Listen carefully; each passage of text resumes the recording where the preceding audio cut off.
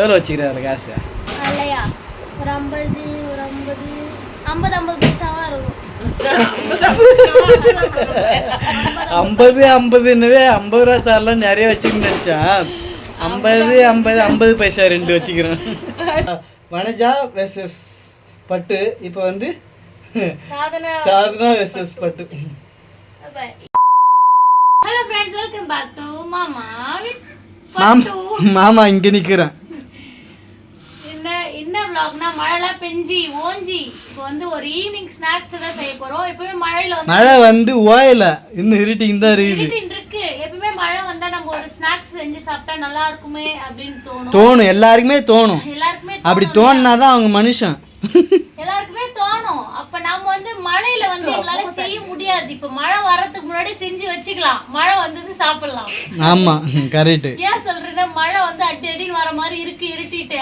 அப்ப எங்களால செய்ய முடியாது. உள்ளெல்லாம் தண்ணி எல்லாம் வரும், சாரல் எல்லாம் அடிக்கும், கொஞ்சம் கடுப்பா இருக்கும். கரண்ட் எல்லாம் போயிடும். மழை வந்தாலும் எங்க ஊர்ல கரண்ட் நிறுத்தி வச்சிருவாங்க. சோ இப்ப கொஞ்சம் வெளிச்சமா இருக்கா, இப்பவே நான் செஞ்சு வச்சுக்கலாம். ஓகே, இப்ப நான் என்ன தெரியுமா செய்ய போறேன்?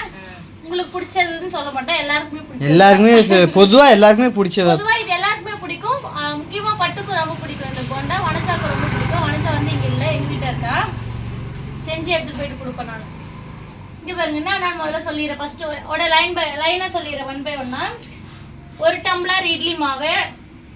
ஓகேங்களா? அது என்னுடைய சாய்ஸ். நான் இட்லி மாவு போட்டுப்பேன், இல்லைன்னா போடாமலே இருப்பேன். நீங்க வந்து ஆப்பு சோடா போட்டுக்கோங்க. அந்த சமையல் ஆப்பு சோடா யாருக்கு எப்படி தோணுதோ. ஆமா, என்னுடைய ஸ்டைல்ல நான் சொல்றேன். இது வந்து அரை வந்து கோதுமை, அரை வந்து மைதா, ரெண்டுத்தையும் மிக்ஸ் பண்ணி 1 கப். ஓகேங்களா? உங்களுக்கு ஃபுல்லா மைதா வேணும்னாலும் மைதா போட்டுக்கோங்க, இல்ல ஃபுல்லா கோதுமை வேணும்னாலும் ஃபுல்லா கோதுமை போட்டுக்கோங்க. நான் வந்து ரெண்டுத்தையும் மிக்ஸ் பண்ணி ரெண்டுத்தையும் போட போறேன். சர்க்கரை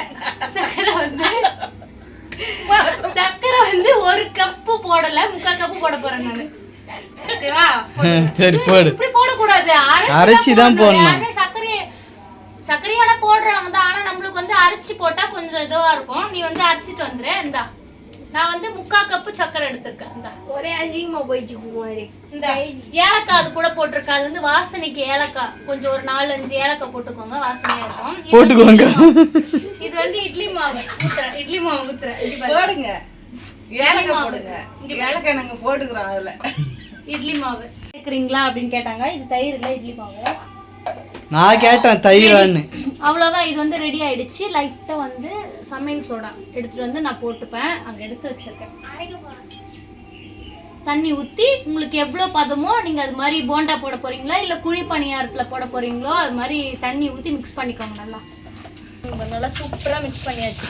இங்கே பாருங்க, கட்டியெல்லாம் இருக்கக்கூடாது, ஒரு கட்டி கூட இருக்கக்கூடாது. நான் வந்து கரண்டியே விட்டு நல்லா அரைச்சிட்டேன்.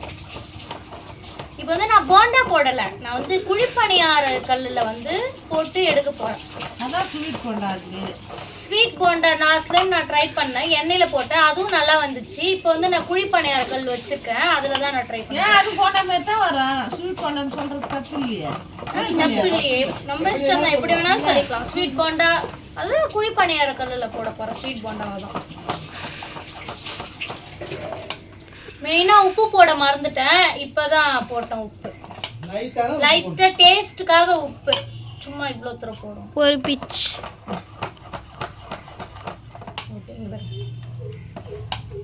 வாழைப்பழம் போட்டால் இன்னும் டேஸ்ட்டாக இருக்குன்னு சொல்கிறாங்க. அது ஆனால் எனக்கு என்னமோ அது வேணான்னு தோணும். அப்போ தான் பொல இருக்குமா? என்ன வாழைப்பழம் போடுறதுன்னு தெரியல. நார்மல் பூ வாழைப்பழம், இல்லை தித்திப்பூ வாழைப்பழம், இல்லை செவ்வாழை, என்ன வாழைப்பழம் போட்டால் நல்லா இருக்கும் சொல்லுங்க கமெண்ட்ல. நெக்ஸ்ட் டைம் வாழைப்பழம் போட்டு ட்ரை பண்ணலாம். இப்போ வந்து வாழைப்பழம் இல்லாமல்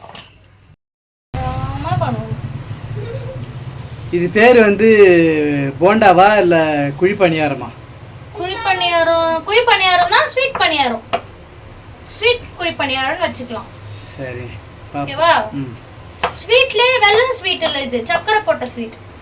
நான் அப்போ தான் குளிச்சுட்டு வந்தேன், உடனே ஓடியா சீக்கிரம் ஓடியா அப்படின்னாங்களா, பறக்க ஓடின்ட்டேன். இப்போ நம்ம எண்ணெயில் பண்ணணும்னு வச்சுக்கோங்களேன், இதுக்கு மாவு வந்து இந்த கன்சிஸ்டன்சியில் இருக்கக்கூடாது, தண்ணியா கொஞ்சம் உளுத்த வடை, அந்த பதத்தில் இருக்கணும். அப்போதான் எண்ணெயில் வந்து போண்டா போட முடியும். இது நான் கொஞ்சம் இந்த குழிப்பணி தண்ணி ஆகிட்டியா? தண்ணியா இருக்கு இது பாரு. வருமா வராதா? வரும் வரும். அது ஒரு சிரிப்பு. இது யூஸ் பண்ணி ரொம்ப நாள் ஆச்சு. வருமா வராதா நான் இப்ப திருப்பி பார்த்தா எனக்கு தெரியும் வருமா வராதா. ஆனா வரும்னு நினைக்கிறேன். இதுலதான் இப்ப நான் திருப்பி போட போறேன். அந்த குழிப்பணியாரத்துக்குன்னே தனியா இருக்கும் ஸ்டிக் மாதிரி குத்தி போடுறது. அது நான் வச்சில. நம்ம வந்து ஸ்பூன் யூஸ் பண்ணிக்கலாம். திரும்ப போற சீக்கிரம் வா. வந்துட்டா சீக்கிரம் திரும்புடா. மிஸ் ஆயிடுச்சே.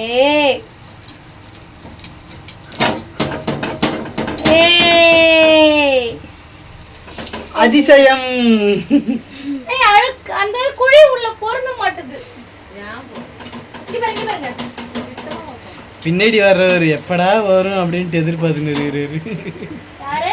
கம்பெனி சீக்ரெட் வெளியே சொல்லாதடா. கம்பெனி சீக்ரெட்டா?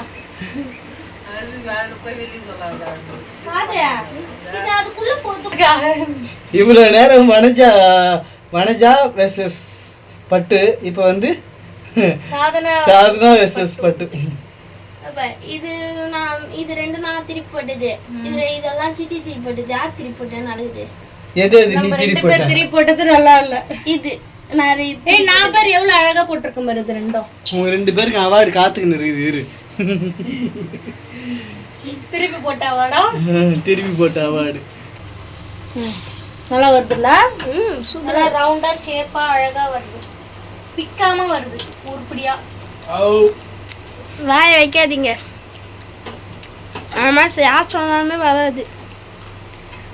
அப்படியா?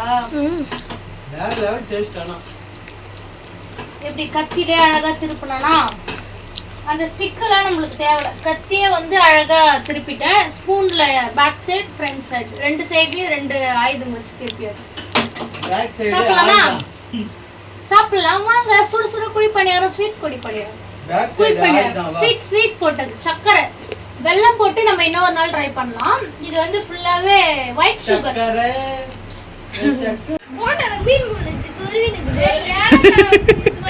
அங்க நீ ஊன் தெரியல குத்திக்கிட்டு இருக்கா.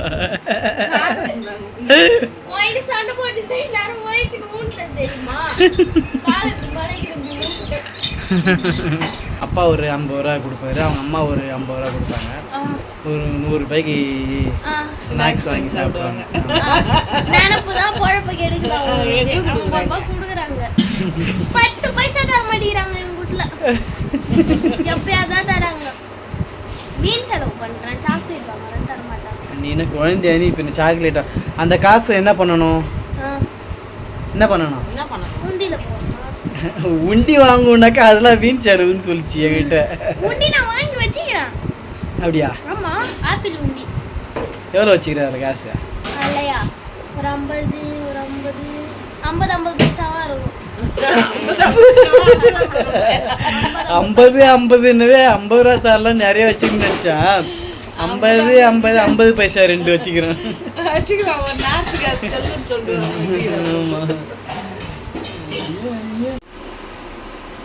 சொல்லையா குழி பணியாரம்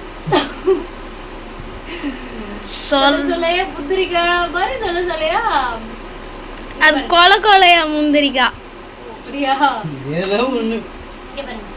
நல்லா அப்படியே பூ மாதிரி சாப்பிட்டா பஞ்சு கணக்குல இருக்கு. பூ மாதிரி எடுத்து வச்சுக்க அப்படி தலையில. நல்லா இருக்கு. நல்லா சாஃப்டா இருக்கு. அங்க ஒருத்தர் கேமரா மேனுக்கு வச்சு ஊறுது நாக்குல. நல்லா இருக்கு. ஃபாஸ்டா ஈவினிங் ஸ்நாக்ஸ். பாஸ்தாவா செஞ்சு நீ இப்ப குழி பணியாரம் தான் செஞ்ச? குயிக்கா அதை பாஸ்தா